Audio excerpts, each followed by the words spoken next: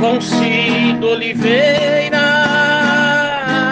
em nossa junqueira, a manhã mais gostosa, domingo de prosa.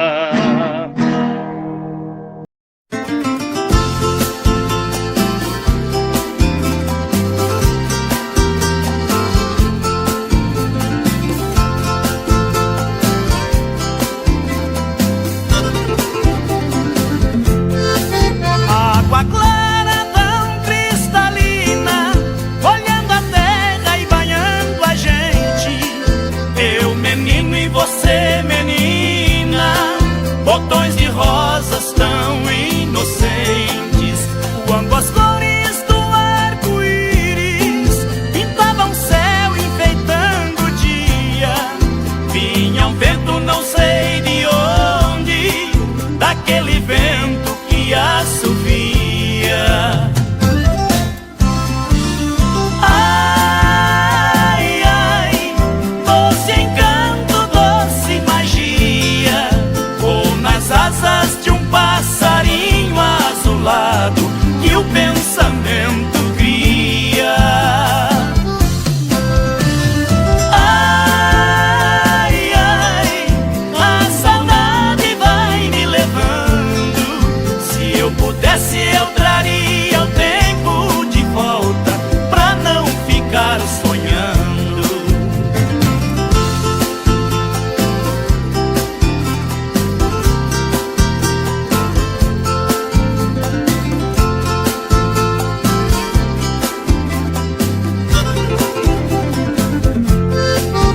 Quando as flores da primavera cobriam campos com seu perfume, vi o cravo brigar com a rosa e ficar doente só de ciúme.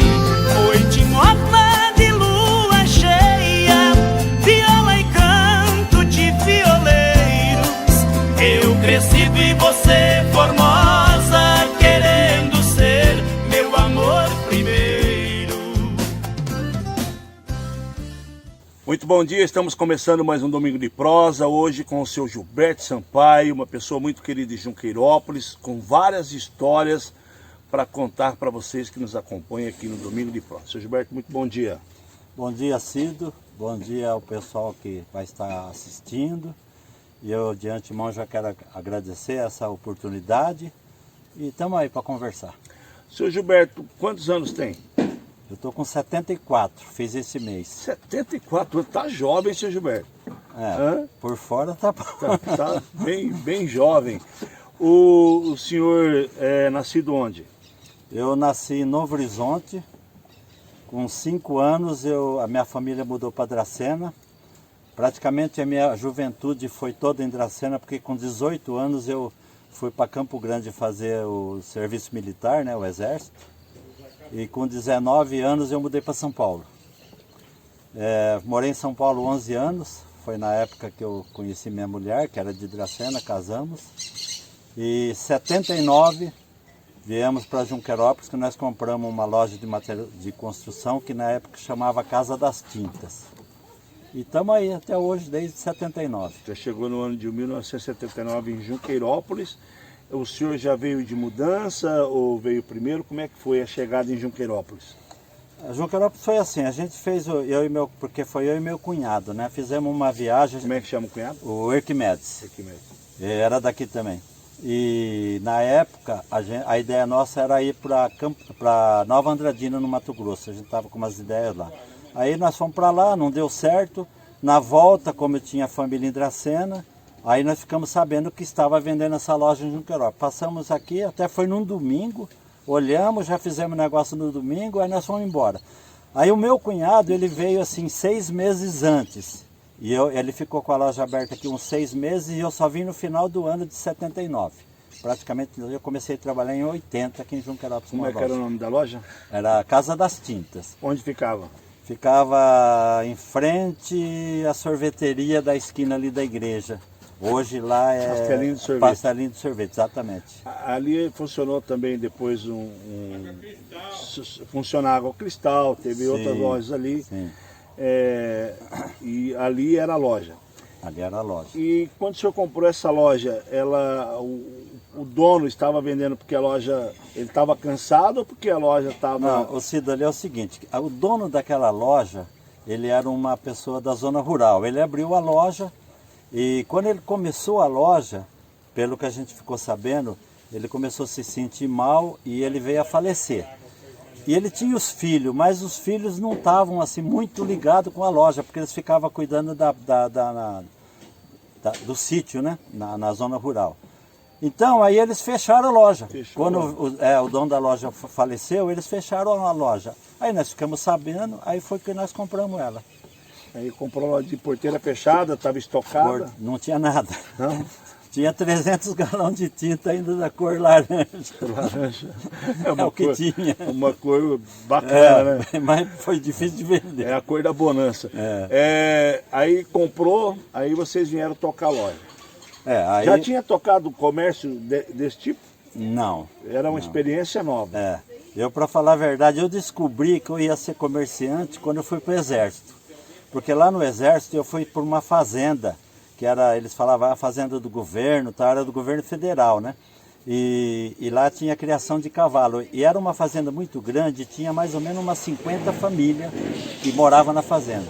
E eles montaram um armazém de secos e molhados nessa fazenda, só para as famílias. E me puseram para trabalhar nessa... E foi ali que eu comecei a ser comerciante, porque antes disso já tinha trabalhado em bar, de comércio acho que só bar. E depois eu fui trabalhar nesse comércio de secos e molhados. E daí, não sei, eu acho que quando eu morava em São Paulo nós construímos 2 casas, né, a casa dos meus pais, depois eu construí a minha. E eu peguei gosto ali na construção, acho que eu comecei a me interessar por material de construção. E o senhor falou que, a gente conversando aí na vinda para cá, que o senhor foi marceneiro. Sim, quando a gente, né, naquela época, você imagina, vamos pôr o que, 65, 60, porque eu comecei a trabalhar com 8 anos. E naquela época, Dracena também era uma cidade pequena, não tinha quase nada, emprego era muito difícil. E eu comecei a trabalhar de marceneiro. Então eu aprendi a profissão de marceneiro. Eu trabalhei de marceneiro até os 18 anos quando eu fui para o Exército. Mas eu não via futuro na minha profissão, e principalmente ali numa região pobre, eu não via futuro. Aí foi quando eu resolvi ir para São Paulo. Mas eu não queria trabalhar de marceneiro em São Paulo. Mas chegando em São Paulo também não tive outra opção. Tive que trabalhar de marceneiro, porque não conseguia outro emprego melhor. Aí eu trabalhei, mas não trabalhei muito tempo não. Eu trabalhei pouco tempo lá em... Mas foi marceneiro. Foi marceneiro. Aí até a marcenaria que eu trabalhava lá fechou e eu acabei fazendo serviço por conta. Eu comecei a trabalhar por conta. Aí foi quando o meu primo de Dracena, que ele já tinha a fábrica na época era carroceria. Eu comecei a trabalhar com ele de marceneiro, aí passou para carroceria. E ele queria montar uma revenda em São Paulo. Então ele foi até São Paulo, me procurou para mim tomar conta e a gente abrir. Aí foi o começo do meu comércio, Aí veio para a loja de tinta, e aí como é que foi remontar a loja?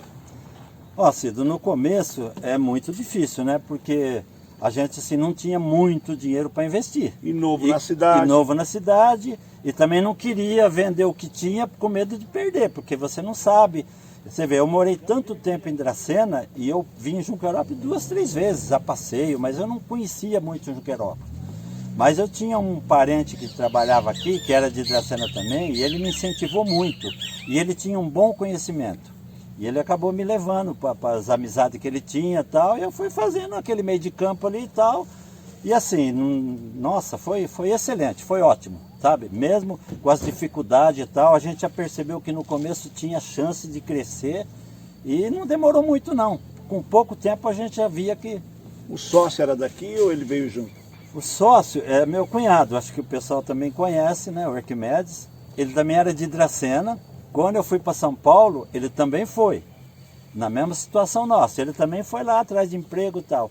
E quando eu falei que ia voltar, ele também falou, também vou voltar. Então nós viemos junto e compramos essa loja junto. E tocaram? E tocamos junto até, nossa, agora eu nem lembro, mas... Tocou junto, depois aí cada um seguiu o seu caminho. Depois cada um seguiu o seu caminho. E como é que foi, como é que era Junqueirópolis naquela época? Ó, Cid, eu falo assim, Junqueirópolis era excelente. O que acontecia em 80, ainda tinha café. Então a gente vendia muito para a zona rural, né? O forte nosso era a zona rural. O pessoal falava, e eu até acredito nisso, que a zona rural tinha mais habitantes do que a cidade. E era muito grande. Então essa aí foi a grande vantagem nossa, pegar esse finalzinho de café, porque eu acho que o café, ele deve ter ido até 84, 85. Então nós pegamos aí uns 4, 5 anos, né? Uma época boa. Depois aí a coisa começou a dar uma... Mas a gente já estava alicerçado, então não teve problema. É. Tinha bom conhecimento, fez um bom conhecimento do pessoal da zona rural também. Fizemos um bom conhecimento na zona rural e foi muito bom. Quando o senhor chegou em Junqueirópolis, quais foram as primeiras amizades do senhor Gilberto Sampaio? Se lembra? Lembro. Eu falo assim, bom, amigo mesmo, o primeiro amigo nosso foi o Adílio. Adílio Bortolato. Adílio Bortolato. É, esse foi o primeiro amigo nosso aqui. Que é cirurgião dentista. Exatamente. Até outro dia foi aí o diretor de saúde, isso. Vereador. É, e a gente é amigo até hoje. E naquela época, como eu estava ali em frente da igreja, e o pessoal de Junqueirópolis, da igreja de Junqueirópolis, descobriram que a gente participava na igreja em São Paulo, né? Nós fizemos um encontro de casais em São Paulo, aí eles nos convidaram para participar da igreja. Então, em 80, eu já estava participando das coisas da nossa igreja aqui de Junqueirópolis. Já estava ativo. Já estava ativo. Das ações da igreja. E aí o senhor entrou também a participar dos leilões que aconteciam naquela época. O leilão, ele foi assim, quando eu fazia parte ali da igreja e tal, naquela época a igreja, ela tinha, naquela época não, até hoje tem o conselho paroquial, só que naquela época era 6 pessoas. Era o presidente, o vice, era o secretário e o vice, e o financeiro e o vice. Então era só 6 pessoas. E eu acabei fazendo parte junto com o Pedro Borges, o Edson Ferreira. Então os 3 eram o cabeça, depois tinha os nossos vices. E a gente acabou também fazendo uma amizade em cima disso aí. Eu, Pedro Borges, o Edson Ferreira, que tem muita gente que conhece, que era daqui, foi embora para Maringá. E naquela época ainda não tinha assim leilão de gado, nós ficamos sabendo que tinha um leilão de gado, mas era assim, era Bortolato, Seu Salvador, Pinote, Furini, eles juntavam entre eles, cada um dava lá, aí eles faziam ali mesmo na praça, né, em frente à igreja, ali fazia o leilão de gado. Aí nós 3 ali, eu, Pedro e o Edson, a gente começou assim, vamos melhorar isso aqui, vamos, porque a nossa igreja passava por muitas dificuldades, não tinha renda. Despesa grande. Despesa grande. Então nós começamos a trabalhar em cima do leilão de gado. E no começo a gente fazia, nós mesmos, os 3 fazíamos as visitas na zona rural. Então nós visitávamos todas as propriedades da zona rural. Que para mim foi excelente, porque eu fiz uma grande amizade na zona rural. Você entendeu? E fiquei conhecendo. Como comerciante. Como comerciante e trabalhando para a igreja. Não foi pensando no comércio, foi pensando porque eu tinha que fazer alguma coisa para a igreja. E um cidadão recém-chegado aí. Aí eu falo, então você vê como é que Deus é bom. Quer dizer, uma coisa que, né, puxou para ele acabou favorecendo para nós. Então eu falo, foi muito bom essa época para nós. Aí quando acabou o café, aí nós começamos a implementar. Então no começo, assim, eu lembro... O senhor lembra quantas sacas de café vocês chegavam a arrecadar nessas doações? Ô Cido, a saca... Mais ou menos.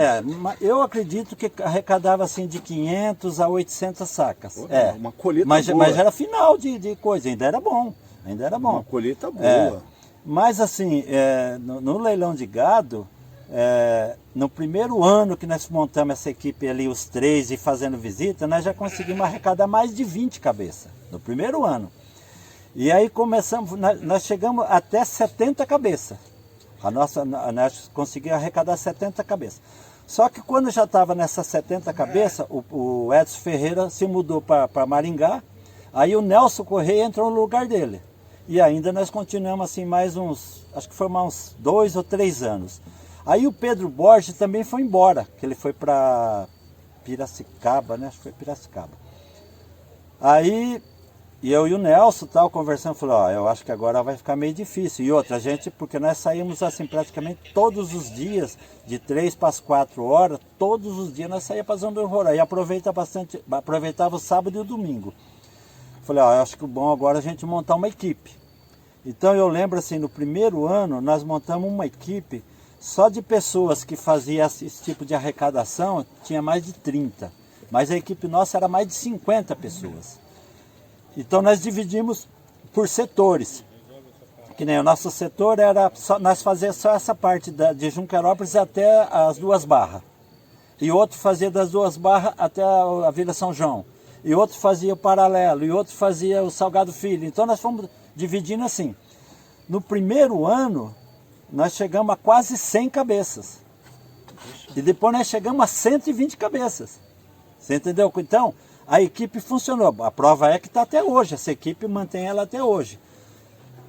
Eu também, a gente foi ficando cansado também, então nós, vamos mudar isso aqui, vamos colocar outros coordenadores, então nós fomos trocando. Então hoje, né, hoje não, já faz uns 15 anos que eu não sou mais coordenador. Eu faço parte da equipe, mas já não sou mais coordenador. Então veio outras pessoas novas, tal, modificando alguma coisa, que eu acho que isso é importante, né? Que nós tivemos no ano passado, o Marco Ruiz estava também... depois assim, ó... cabeçando junto com os demais. Quando eu jovens agora. Isso. Quando eu comecei, até o Adílio trabalhou comigo, depois veio o Nelson... Ai, meu Deus, fugiu o nome agora. O Celso Cardinho. Aí quando eu saí, então ficou o Adílio e o Celso Cardinho. Aí depois o Adílio saiu, aí ficou o Celso Cardinho, acho que entrou já o Marcos Ruiz. Aí depois, aí foi assim, aí fizemos um esquema de trocando cada 2 anos, sabe? Dá oportunidade para outros e muda alguma coisa, né? Coisas novas. E não, é uma coisa que funciona, né? E é prazeroso. Não, porque assim, é gostoso. Aquilo que eu falei para você de início, o conhecimento, as amizades, né? Aumenta muito, muito. E depois você está fazendo uma coisa para o bem social, né? Então, eu acho assim, foi muito bom, né? Não posso... Gostava muito. Gostava muito. E assim, é um movimento, vamos ali, visita uma propriedade rural. E como é que foi assim, o senhor que viveu lá no auge do café, fazia as arrecadações e foi vendo a degradação da zona rural em termos de população, o povo vindo para a cidade, propriedade que vocês chegavam lá, já estava o café na mesa, esperando vocês, e chegar lá, não tem mais ninguém morando, às vezes nem propriedade mais. É verdade. E foi assim, foi muito rápido, né? Porque logo em seguida, acabou o café, eu lembro que na época nós tínhamos o Padre Miguel, que também teve muita gente que acho que lembra dele, e foi ele que começou a fundar a Associação Agrícola. Né?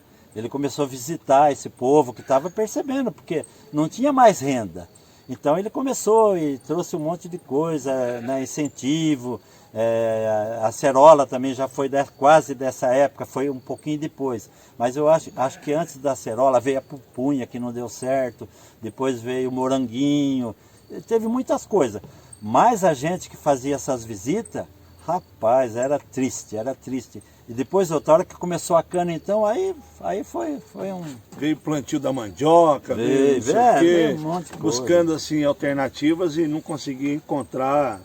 A que mais acabou ficando foi a questão da cerola mesmo, né? Foi, daquela época foi a cerola, e agora a cana, né? A seringueira e outras aí, a cana, e aí a recepção naquele tempo era outra maneira. O senhor falou que, apesar das mudanças, a arrecadação ainda na hora de buscar a arrecadação ainda é a contento. É uma coisa assim, nem nós imaginávamos, que nem você percebia assim, o cara vendeu a propriedade, o outro vendeu, teve gente que comprou e aumentou, mas a gente continuou fazendo as visitas. Olha, para ser sincero, não caiu quase nada a arrecadação, porque também era assim, aquele pessoal que doava, e mesmo depois que eles foram vendendo as propriedades, eles doavam em dinheiro, você entendeu? Então, a arrecadação sempre foi aumentando, Você vê nessa pandemia mesmo, né? O pessoal, o ano passado foi excelente, E foi feito diferente, já não foi feito na Ceruva, foi feito um dia especial só para o leilão e a arrecadação foi ótima. Esse dinheiro sempre foi importante para a igreja, né? Para manutenção. Ô Cido, olha, eu vou ser sincero, cara, logo em 80, quando nós viemos que eu vim participar da igreja, eu já fazia parte do conselho, é o que mexia com as granas, que arrecadava as granas. Nós não tínhamos dinheiro para comprar um microfone, cara. A funcionária do padre ganhava meio salário mínimo. Quer dizer, nós achávamos injusto, não é? Injusto. Né? Mesmo naquela época, nem hoje não, hoje tem lei e tal. Naquela época tinha lei, mas ninguém respeitava. Funcionário não se registrava. Então pagava o que queria. Mas eu falei, não, como é que nós, dentro de uma igreja, como eu trabalhei em São Paulo já era mais evoluído, já tinha que ter registro, já tinha, né, ninguém ganhava menos do que um salário, mas aqui ainda continuava o mesmo esquema antigo. Então nós achávamos injusto aquilo lá, nós tínhamos que fazer alguma coisa. Não, vamos fazer alguma coisa porque... O senhor lembra o nome das funcionárias da época? Os funcionários? Ó, eu lembro do Tonhão, que fazia cobrança do dízimo, que também nós tivemos que dispensar ele, porque o que ele recebia de dízimo não pagava o salário dele. Coitado. Tinha a Anitta, que tocava órgão, que isso aí muita gente conhece. Tínhamos também, o seu Gilberto, as quermesses, tradicionais quermesses, que fazia aquelas arrecadações, e nós tínhamos lá a quermesse sempre com frango assado, leitoa. E o senhor também fazia parte, e junto lá com o Nelson Correia, o pessoal que cantava lá os binguinhos e tudo mais. É uma festa muito tradicional que está ficando um pouco também esquecida aí com o tempo. Fizemos muitas quermesses. Nós chegamos a fazer rifa, cara. Fazia rifa, fazia feijoada, fazia frango para vender. Tinha que arrecadar dinheiro, nós tínhamos que trabalhar para arrecadar dinheiro. A quermesse era uma das boas coisas que nós tínhamos, ajudava muito. Dá uma renda boa, quermesse? Dava, a renda sempre deu uma... Era trabalhoso, muito trabalhoso, mas dava uma renda boa. Agora, para nós, assim, como eu participei desde o começo até a época que o padre Sérgio reformou tudo e fez essa igreja que nós temos hoje, a coisa, porque era assim, o leilão de gado, quermesse, essas coisas, era só para manter a igreja. Falar em reforma, fazer nada, não tinha condição. Aí veio um cara de Campinas, que na época eu fazia parte da arrecadação. Certo. E falou assim, vocês vão ter que investir para nós mudar isso aí. Vai ter o dízimo consciente. O dízimo consciente, o cara vai pegar o dinheiro dele e vai levar lá. Eu falava, ó, é só o teste de São Tomé, porque eu não acredito. Eu não acreditava, sinceramente. Falei, isso não vai acontecer nunca. Aí esse cara, ele falou, eu vou ficar uma semana aqui, vou trabalhar vocês, como é que vai ser e tal. Nós temos que cadastrar pelo menos umas 50 pessoas, porque esse povo é que vai fazer a coisa funcionar. Eu falei, bom, eu vou. Ué, eu queria saber como é que era. Tinha que ter um... Não, eu não acreditava. Eu falei, gente, a gente saía pedindo, você ia receber dízimo, o cara, não tem dinheiro, você ia pedir. Eu lembro que logo no começo, no segundo, terceiro ano, nós conseguimos arrumar, naquela época, se eu não me engano, era 50 contribuintes. Nós fomos pessoas por pessoas. Ó, vai pagar um X por mês. Dava para tirar a despesa da nossa igreja. E era tudo pessoal da igreja. Cido, no primeiro mês, só 25 que pagou. No segundo, caiu para 10. No terceiro, quarto mês, nós tínhamos que acabar. Não funcionava. Esse negócio de ter que levar o dinheiro não. Lá. Aí fala assim, às vezes até a pessoa queria pagar o dízimo, mas assim, na lida do dia a dia. Se você ir receber, não recebe, como é que o cara vai pegar o dinheiro e vai levar lá? Bom, esse cara, ele fica, até na época nós tínhamos a propriedade ali no Cafezinho, e nós tínhamos uma casa lá, então ele falou, eu vou precisar de acomodação, tá, porque eles eram em 3 pessoas. Aí até ficaram lá, então eu conversava direto com eles, eu ia lá, tal, conversava direto com eles. Ele falou, não fica aí ansioso não, espera, vamos fazer o curso e depois você vai ver. E foi, e fizemos o curso. O que ele colocou nesse curso? Que a propaganda é a alma do negócio. Certo. Então nós tínhamos que fazer propaganda daquilo que a gente queria. Certo. E foi... antes disso ele falou assim, só que nós temos que comprar, na época acho que era 800 livrinhos. Esse livrinho tinha um custo. Cara, se nós não tínhamos dinheiro para comprar um microfone, onde que nós ia arrumar dinheiro para comprar 800 livrinhos? Você entendeu? Mas fizemos um esquema de arrecadar dinheiro e conseguimos. Compramos o livrinho e fomos fazer esse curso. E logo quando ele terminou, ele foi embora. Depois ele voltou várias vezes para começar. E hoje você vê.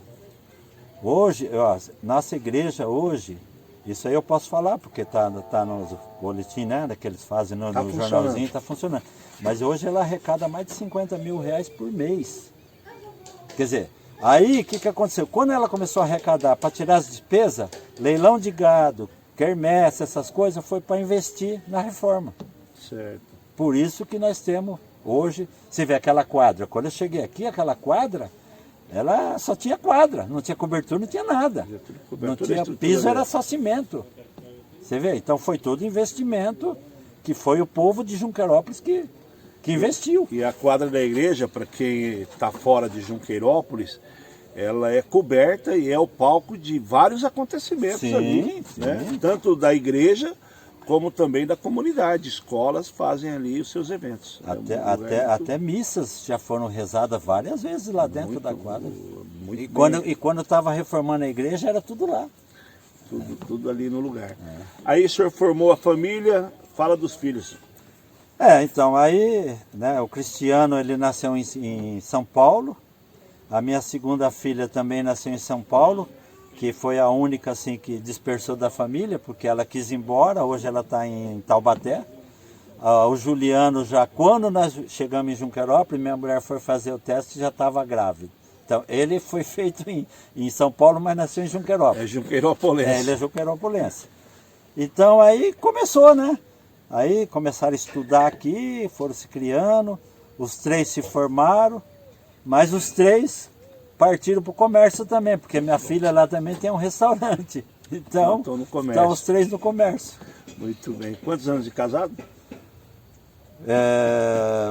Faz uns 50 anos agora, mês que vem. 50 anos, a esposa, o nome completo dela? Maria de Lourdes Marim Sampaio. 50 anos de 50 casado. 50 anos de casado mês que vem. Bodas de ouro. E com essa pandemia, pelo jeito, só eu e ela. Mas vai ser comemorado. Sim. Não vai, não, nem que for depois, a gente vai ter que fazer alguma sempre. Coisa. E só assim, a alegria de conviver 50 anos e construir essa família maravilhosa que o senhor tem, os filhos sempre unidos.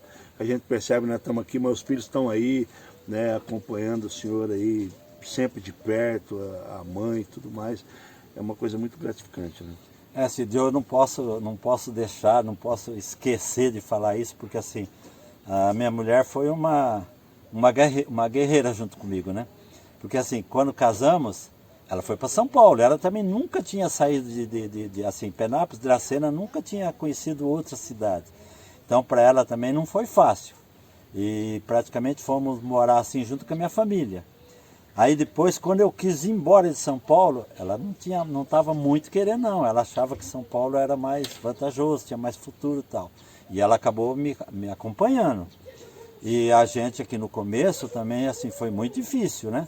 A gente teve que cortar despesa, teve um monte de coisa para poder você crescer. Porque não adianta, tem muita gente que assim, monta uma loja e vamos tirar. Não funciona. Então tem que ter limite, você tem que tirar aquilo que... Então eu falo assim, ela me ajudou muito, porque ela ficou praticamente trabalhando um ano de professora e ela que bancava as despesas da casa, porque eu não podia tirar dinheiro do comércio. O comércio era para crescer, para investir.